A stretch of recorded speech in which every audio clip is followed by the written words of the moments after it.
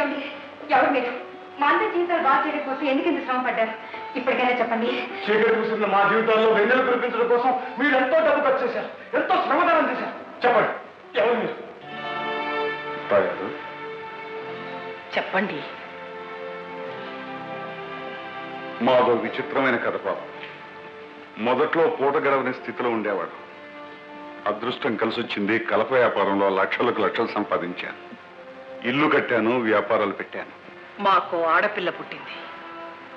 మా చీకటి బ్రతుకుల్లో వెలిగిచ్చిన ఆ పిల్లకి జ్యోతి అని పేరు పెట్టుకున్నాం.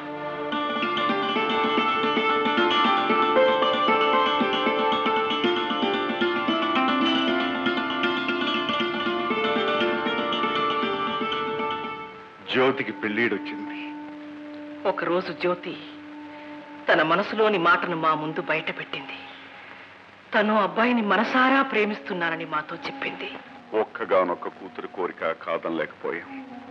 ఆ కుర్రవాణ్ణి స్వయంగా వెళ్ళి కలిశాం. పేదవాడైన బుద్ధిమంతుడు, మంచివాడని తెలుసుకున్నాం. ముహూర్తం పెట్టించాం. ఒక శుభక్షణాన మా జ్యోతిని అతని చేతుల్లో పెట్టాం. ఆ పెళ్లి చేయడంతో మా బాధ్యత తీరిపోయిందనుకున్నాం. ఇంట్లో జ్యోతి లేని లోటు భరించలేకపోయాం. అందుకే విదేశాలు తిరిగి రావాలని మేమిద్దరం బయలుదేరి వెళ్ళాం. అకస్మాత్తుగా వచ్చిన సంపదతో మా అల్లుడు తాగుడికి, తిరుగుళ్ళకి అలవాటు పడ్డాడు.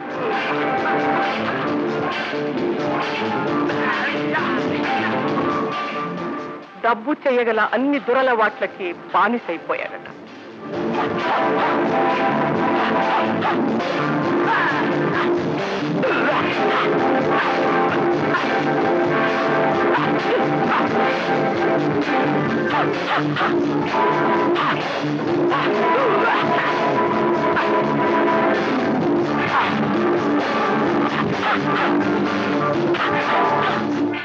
తనంతట తాను కోరి చేసుకున్న వ్యక్తి ఇలా మారిపోయాడని విదేశాల్లో ఉన్న మాకు తెలియపరచడానికి అభిమానం అడ్డుపడి నిలువునా కాల్చేసే ఆ బాధను తనలోనే దాచుకుందిట పిచ్చి తల్లి.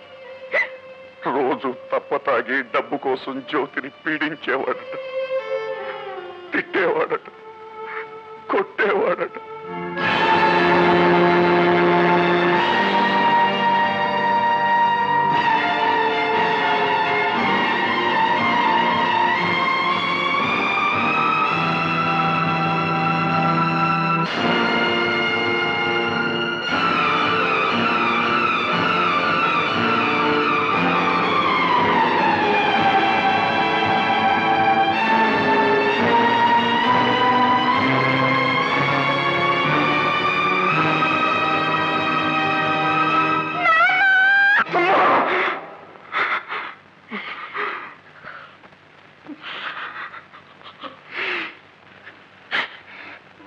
మా చిట్టి తల్లి ఒక బిడ్డకు తల్లి కాబోతోందనే శుభవార్త వినాలన్న కొండంత ఆశతో పరుగు పరుగున ఇంట్లో అడుగు పెట్టాం.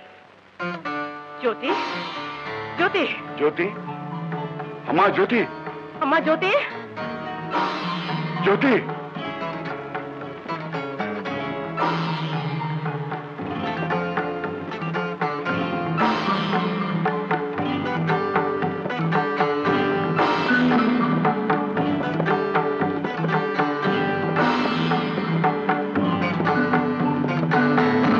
లేదండి, అమ్మాయి ఎక్కడా కనిపించలేదు.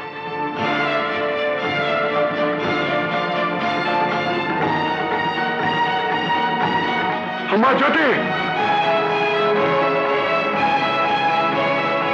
జ్యోతి, జ్యోతి.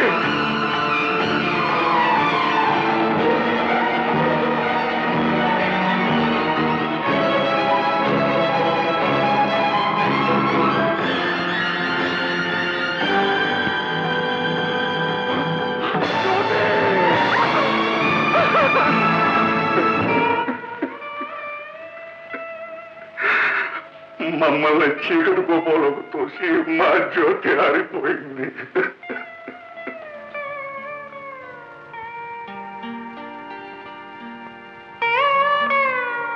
ఈ ఘోరం జరగటానికి కారణం ఏమిటి? ఈ దారుణానికి కారకులెవరు? మేమేనమ్మా. పెళ్ళైన కొత్త జంటకి పెద్దల తోడు అవసరమని గుర్తించలేని మూర్ఖత్వం మా బిడ్డను బలి తీసుకుంది. కొత్త జంట కాపురం కోడిగిత్తలకు కట్టిన కొత్త బండి లాంటిది.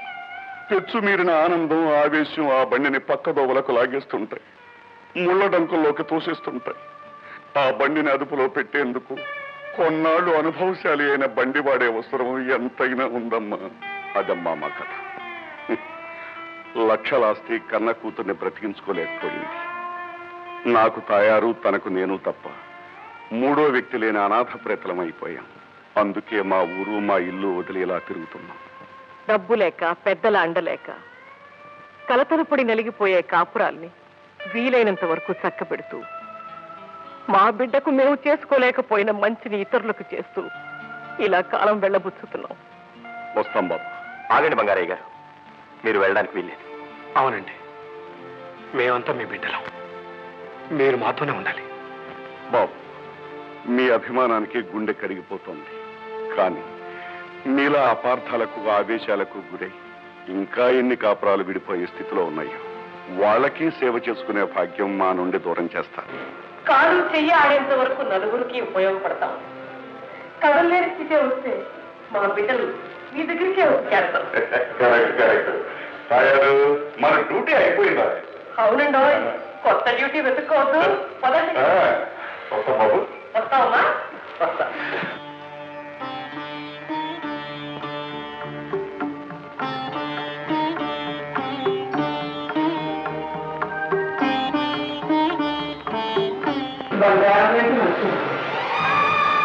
వానా వానా వెల్లువాయి